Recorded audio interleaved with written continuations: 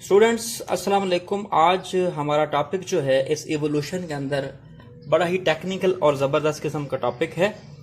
आज हमने देखना है कि पॉपुलेशन क्या है और जीन पूल क्या है, अलील्स और जीन फ्रीक्वेंसीज क्या होती हैं। Dear students, as we know by the definition that the population is the collection of the individual of same species at same time and at same place. So, अब species जो हैं अगर उनको गौर से देखा जाए तो स्पीशीज मिलके क्या बनाती हैं, पॉपुलेशंस। और वो पॉपुलेशंस क्या होती हैं, वो वाले इंडिविजुअल जिनके अंदर पोटेंशियल हो किस चीज का, इंटरब्रीड करने का। So as we know each and every population is confined into a geographical range. मतलब हर एक पॉपुलेशन की एक जियोग्राफिकल रेंज है। जैसा कि किसी पाउंड के अंदर जो फिश वगैरह हैं तो वो एक मखसूस दायराकार के अंदर हैं, वो बाहर जमीन पर मौजूद नहीं हो सकते। सो इसी तरह से अगर किसी डेजर्ट इकोसिस्टम के अंदर कोई स्पीशी या पॉपुलेशन मौजूद है तो उसकी वहां तक पहुंचे जहां तक उसकी बाउंड्रीज मौजूद हैं। फिर डियर स्टूडेंट्स, इसी तरह से अगर कोई फॉरेस्ट का इकोसिस्टम है तो उसके अंदर जो पॉपुलेशन होगी उसकी बाउंड्रीज उसी फॉरेस्ट की बाउंड्रीज तक महदूद होंगी। सो इसलिए हर पॉपुलेशन की एक जियोग्राफिकल रेंज मौजूद होती है। सो अपनी उस जियोग्राफिकल रेंज की वजह से वो पॉपुलेशन आइसोलेशन में आ जाती है, यानी बाकी अपने ही जैसी पॉपुलेशन से अलग थलग हो जाती है। आप कंसीडर करें ना, एक पाउंड यहाँ पे है और एक पाउंड यहाँ पे है। दोनों पाउंड्स के अंदर अगर एक ही तरह की पॉपुलेशन है लेकिन दरमियान में जो ड्राई प्लेस है वो उनको आइसोलेट करेगा, वो उन दो पॉपुलेशंस को जो कि एक ही स्पीशीज से बिलोंग करती हैं मिलने नहीं देगा। इसलिए डियर स्टूडेंट्स, वो पॉपुलेशन जो किसी एक दायराकार में मौजूद हैं, चांस ज्यादा है कि उस पॉपुलेशन के सेंटर में ज्यादा गैदरिंग होगी इंडिविजुअल्स की और उन इंडिविजुअल्स को ज्यादा चांस मिलेगा इंटरब्रीड करने के लिए। यहां हमने ये पॉपुलेशन और जीन पूल वगैरह जो देखना है उसको रिगार्डिंग इवोल्यूशनरी पर्सपेक्टिव देखना है कि इवोल्यूशन में किस चीज का क्या किरदार है।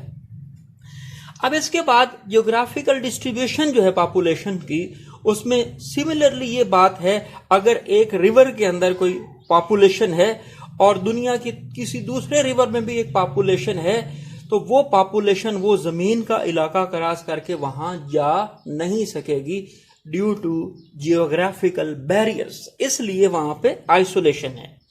सो अब हमारे पास इसी पॉपुलेशन से रिलेटेड एक अगली चीज है gene pool. Students, gene pool उस एक पॉपुलेशन का जो किसी एक जियोग्राफिकल डिस्ट्रीब्यूशन में हो, मतलब जैसे पाउंड के अंदर फिश या जैसे किसी फॉरेस्ट के अंदर कोई एक मैमेलियन स्पीशी, उन तमाम इंडिविजुअल की तमाम दर जीन्स जो एक पॉपुलेशन के अंदर आते हैं उनको मिला के हम लोग कहते होते हैं gene pool. So what is a gene pool? Gene pool is the collection of all of the genes and all of the alleles at all of the loci among all of the member of a population. अब dear students, sometime यूं हो सकता है कि किसी एक population में मिसाल के तौर पर 500 इंडिविजुअल हैं और उनके अंदर कोई एक जीन ऐसी है जिस जीन को लेके अगर तमाम 500 इंडिविजुअल को देखा जाए और वो एक जैसी हो, वो होमोजाइगस हो, तो उस चीज को हम लोग कहते हैं फिक्स्ड अलील। क्यों कि ऐसा हो नहीं सकता कि तमाम तर अलील फिक्स्ड हों, क्योंकि वो जो जीन पूल है उसमें कुछ इंडिविजुअल होमोजाइगस होंगे और कुछ हेट्रोजाइगस, मसलन कैपिटल ए वर्सेस स्मॉल ए। लेकिन अगर सारे के सारे पॉपुलेशन के अफराद के अंदर कोई एक जीन या कोई एक लील होमोजाइगस हो, चाहे वो रिसेसिव हो चाहे वो डोमिनेंट हो, उसको हम क्या कहते हैं? फिक्स्ड अलील। डियर स्टूडेंट्स, पॉपुलेशन और जीन पूल का बहुत बड़ा आपस में एक रिलेशन है। आप कंसीडर करें, यहां पे पॉपुलेशन 500 इंडिविजुअल की है, अगर यहां से 200 इंडिविजुअल बाहर चले जाते हैं तो पीछे सिर्फ 300 रह गए और 300 का जीन पूल कम हो जाएगा बनिस्बत 500 के। इसलिए पॉपुलेशन का ताल्लुक जीन पूल से भी है। सो हमें इस चीज के जुमरे में डिस्कस करना पड़ेगा कि what are allelic and genomic frequencies, यानी कोई भी अलील उसकी परसेंटेज एक पॉपुलेशन के इंडिविजुअल के अंदर, या कोई भी जीन तो उसकी परसेंटेज एक पॉपुलेशन के अंदर, इसको हम कहते हैं allelic and genomic frequencies. So dear students, very important topic regarding the explanation of alleles and genomic frequencies. Let us consider we have a wildflower population. यानी हमारे पास एक वाइल्ड फ्लावर पॉपुलेशन है और वो वाइल्ड फ्लावर पॉपुलेशन की total population size है 500 individual. गौर से ये चीज सीखनी है, क्योंकि ये चीज सीखते हुए आपको थोड़ी सी परेशानी होती है, हालांकि बहुत ही दिलचस्प और जबरदस्त किस्म की एग्जाम्पल है. यानी कि 500 इंडिविजुअल हैं एक पॉपुलेशन के अंदर. अब अगर मैं आपको कहूं तो आप इनकी कैलकुलेट करें जी, टोटल अलील्स कितनी हैं. हमें पता है ना डियर स्टूडेंट्स कि 500 अगर इंडिविजुअल हैं, उसके अंदर अगर हम किसी एक जीन को ही ले लें, वो जीन है ए, तो हम 500 को 2 से मल्टीप्लाई करेंगे तो हमारे पास आंसर आएगा इज इक्वल टू 1000 अलील्स. सो हमारे पास एग्जाम्पल जो है 500 वाइल्ड फ्लावर की, उसके अंदर कुछ फ्लावर पिंक हैं जिनको हम अलील कैपिटल ए से शो कर रहे हैं, और कुछ हैं वाइट जिनको हम अलील स्मॉल ए से शो कर रहे हैं. अब कैपिटल ए आप जानते हैं जेनेटिक्स के असूल के तहत डोमिनेंट होता है किसके ऊपर, स्मॉल ए के ऊपर. यानी इस वाइल्ड फ्लावर पॉपुलेशन की एग्जाम्पल के अंदर जो पिंक फ्लावर्स हैं वो डोमिनेंट हैं किसके ऊपर, वाइट फ्लावर के. टोटल फ्लावर्स कितने हैं, टोटल 500. अब 500 के अंदर अगर जीन ए की अलील्स को डिस्कस किया जाए तो हमें पता है alternative form of a gene called allele. अब कैपिटल ए भी हो सकते हैं, capital A versus small A भी हो सकते हैं, और small A versus small A भी हो सकते हैं. So 500 into 2 is equal to 1000 total alleles हो गई अगर हम किसी एक जीन की मिसाल लें. Remember that we are taking the example of single gene and we know a gene contains 2 alternative forms. अब अगर 500 जीन्स को 2 से मल्टीप्लाई करेंगे तो आंसर कितना आएगा, 1000. सो डियर स्टूडेंट्स, उन 500 फ्लावर्स में से जो वाइट फ्लावर्स हैं वो हैं सिर्फ 20. अब वाइट हैं रिसेसिव, तो वो वाइट तभी होंगे जब वो होमोजाइगस रिसेसिव होंगे, तो उनमें आ जाएंगे alleles small A versus small A. इसी तरह से जो बाकी बचे हैं पिंक, वो हैं 480. अगर 500 में से 20 जाएं तो बाकी कितने बचते हैं, 480. सो उन पिंक के अंदर अब 2 इश्यू हो सकते हैं. आप लोग जेनेटिक्स का चैप्टर 22 पढ़ के आए हो कि जो फिनोटाइप होता है डोमिनेंट का, उसमें 2 इश्यूज हो सकते हैं. या वो होमोजाइगस डोमिनेंट की वजह से फिनोटाइप है, या वो हेट्रोजाइगस की वजह से है. सो डियर स्टूडेंट्स, उन 480 पिंक फ्लावर्स में से जो होमोजाइगस हैं कैपिटल ए वो हैं 320. And out of these 480 heterozygous capital A versus small a वो कितने हैं, 160. Remember that इस एग्जाम्पल को सॉल्व करने के लिए मैंने आपके लिए एक और आसानी की है कि हम हमेशा डोमिनेंट अलील को रेड कलर से शो करेंगे और जो रिसेसिव होगी उसको किसी ब्लू या ब्लैक कलर से शो करेंगे. सो टोटल 480 पिंक फ्लावर्स हैं. उन 480 पिंक फ्लावर में से जो होमोजाइगस हैं यानी कैपिटल ए वो हैं 320, और जो हेट्रोजाइगस है वो हैं 160. Total 500 flowers. हम अलील ले रहे हैं सिर्फ कैपिटल ए और स्मॉल ए, या कैपिटल ए या स्मॉल ए, मतलब एक जीन की सिर्फ 2 वर्जन्स, 2 अल्टरनेटिव फॉर्म्स. तो टोटल अलील्स कितनी होगी, 1000, क्योंकि 500 को 2 से मल्टीप्लाई करेंगे. अब व्हाइट है सिर्फ 20 और पिंक है 480, लेकिन 480 में से 320 कैपिटल ए है और 160 कितने हैं, capital A versus small A. Let's calculate allelic frequencies first. Dear students, allelic frequencies क्या होती हैं, the percentage of alleles in a population. अब टोटल नंबर ऑफ इंडिविजुअल कितने हैं, 500. I have told you we will multiply by 2 and answer is 1000, यानी total alleles हैं 1000। आइए अब फ्रीक्वेंसीज देखते हैं।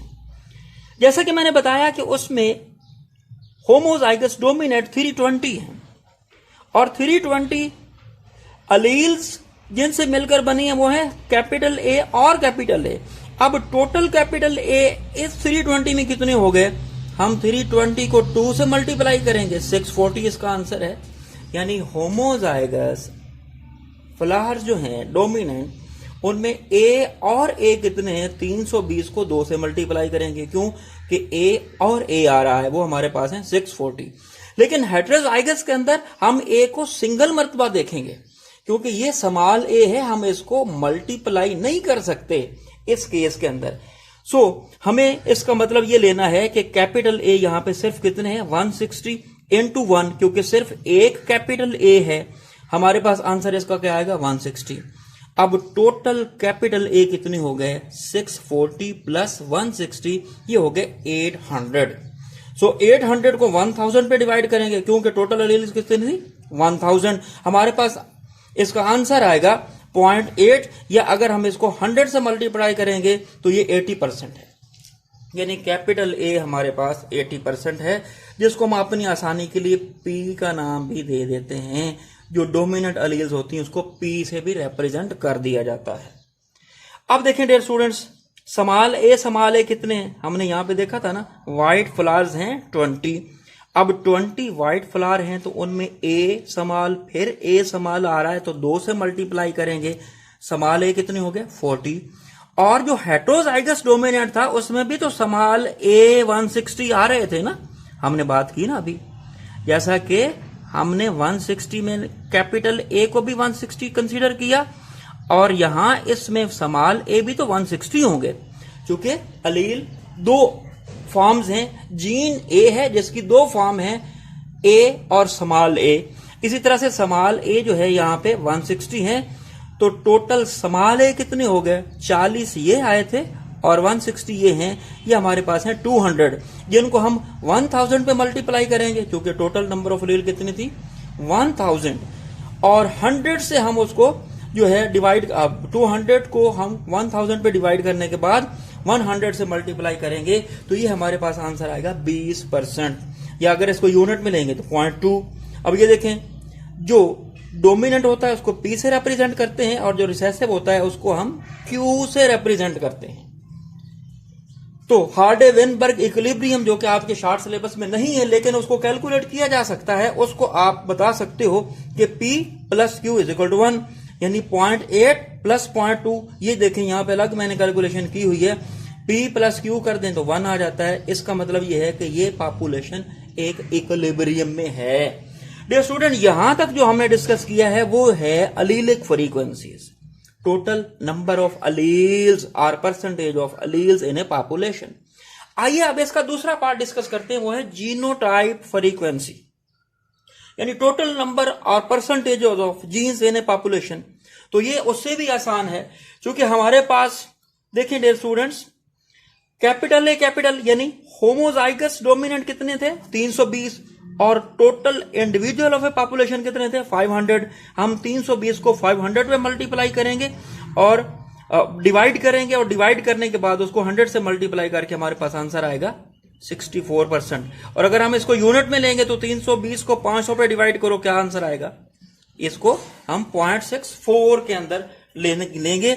और इसको अगर हम हार्डे-वेनबर्ग इक्विलिब्रियम के अंदर देखें तो इसको कहा जाता है पी स्क्वायर। क्यों? ये देखिए, अगर ए को हमने पी लिया था तो यहां पे आ रहा है ए और ए, क्योंकि अब हम अलीलिक फ्रीक्वेंसीज नहीं बल्कि टोटल जीन ए की फ्रीक्वेंसी देख रहे हैं, इसलिए हम इसको क्या कह देते हैं? P square. अब इसी तरह से हेटेरोजाइगस जो है वो हमें पता है कि 160 फ्लावर्स हैं, और 500 पे उसको डिवाइड करेंगे और 100 पे मल्टीप्लाई करेंगे तो इसका 32% आंसर आएगा। या अगर 160 को हम 500 पे डिवाइड कर देंगे तो 0.32 इसका आंसर आएगा यूनिट की फॉर्म में। इसको हम कहते हैं 2PQ, क्योंकि कैपिटल ए भी आ रहा है P और स्मॉल ए भी आ रहा है Q, तो दोनों मल्टीप्लाई हो रहे हैं, इसलिए 2PQ। सो डियर स्टूडेंट्स, इसके बाद है हमारे पास व्हाइट फ्लावर की जीनोमिक फ्रीक्वेंसी। तो व्हाइट फ्लावर है 20 को 500 पे डिवाइड करेंगे और 100 पे जब मल्टीप्लाई करेंगे तो सिर्फ 4% इसका आंसर आएगा। और अगर हम सीधा 20 को 500 पे डिवाइड कर देंगे, इफ वी डिवाइड 20 टू 500, उसका यूनिट फॉर्म में हमारे पास आंसर आएगा 0.04 और इसको हम कहते हैं क्यू स्क्वायर। क्योंकि अगर हम रिसेसिव को क्यू कहते हैं तो यहां रिसेसिव ए और ए आ रहा है, इसलिए क्यू स्क्वायर। तो हार्डे-विनबर्ग इक्विलिब्रियम के अंदर एक बाइनोमियल इक्वेशन भी आती है जिसको हम लोग जानते हैं P square plus 2pq plus Q square is equal to 1। ये असल हार्डे-विनबर्ग का इक्विलिब्रियम है। तो अब हमारे पास पी स्क्वायर क्या है, ये देखें स्टूडेंट्स, 0.04 हम यहां पुट कर लेंगे। उसके बाद क्यू 2pq क्या है 0.32, तो 2pq हमने यहां पुट कर दिया। उसके बाद क्यू स्क्वायर हमारे पास क्या है 0.04, ये क्यू स्क्वायर हमने यहां पुट किया तो इसका आंसर भी क्या आया 1। सो अगर एलिलिक फ्रीक्वेंसीज हम कैलकुलेट कर रहे हैं और उसको p प्लस क्यू करके देखें तो भी 1 आ रहा है, और अगर हम जीनोमिक फ्रीक्वेंसीज देख रहे हैं तो उसमें स्क्वायर की फॉर्म में हम ले रहे हैं P square 2pq plus Q square, इनकी वैल्यूज पुट करने के बाद यहां पे आंसर क्या आएगा 1। सो ऐसी पॉपुलेशन जो इंडिविजुअल एक ही जगह पे रह रहे होते हैं, इसका तर्जमा ये है वहां से कोई बाहर माइग्रेट करके नहीं जाता, ना कोई उस पॉपुलेशन में बाहर से कोई इंडिविजुअल आता है, तो बेशक उन पॉपुलेशन के अफराद आपस में इंटरब्रीड करते भी रहें, उनकी एलिलिक या जीनोमिक फ्रीक्वेंसीज चेंज नहीं होती, और इसी को कहते हैं हार्डे-विनबर्ग इक्विलिब्रियम। डियर स्टूडेंट्स, आपके इस शॉर्ट सिलेबस में हार्डे-विनबर्ग इक्विलिब्रियम नहीं है। ये चीजें हैं population, gene pool, allylic and genomic frequencies, पर इन चीजों को एक्सप्लेन करने के लिए हमें ये कैलकुलेशन करना जरूरी है, और इसी कैलकुलेशन के रिजल्ट्स को हार्डे-विनबर्ग इक्विलिब्रियम कहते हैं। सो इसके डिस्कस किए बगैर ये हम समझ नहीं सकते। उम्मीद है आपको ये कैलकुलेशंस और हमारा पॉपुलेशन का, जीन पूल का और फ्रीक्वेंसीज का कंसेप्ट समझ आया होगा। इंशाल्लाह अगले लेक्चर के अंदर हम देखेंगे कि वो फैक्टर्स कौन से हैं जो हार्डे-विनबर्ग इक्विलिब्रियम को डिस्टर्ब करते हैं और इवोल्यूशन लेकर आते हैं। अगर ये केस चल रहा है जो हमने डिस्कस किया है, किसी भी पॉपुलेशन की अगर एलिलिक फ्रीक्वेंसीज देखें या जीनोमिक और वो इज इक्वल टू 1 आए, तो इट मींस वो पॉपुलेशन इवॉल्व नहीं हो रही। हम अगले लेक्चर के अंदर, यानी इस चैप्टर का आखिरी लेक्चर जो होगा, उसमें देखेंगे कि इवोल्यूशन क्यों आती है। कुछ फैक्टर्स हैं जिन फैक्टर्स की वजह से इवोल्यूशन आती है, और वो फैक्टर याद रखना, वो ऐसे फैक्टर्स हैं by which this equilibrium is totally disturbed. Dear students, thank you very much. इंशाल्लाह अगले लेक्चर में दोबारा मुलाकात होगी, तब तक के लिए अल्लाह हाफिज।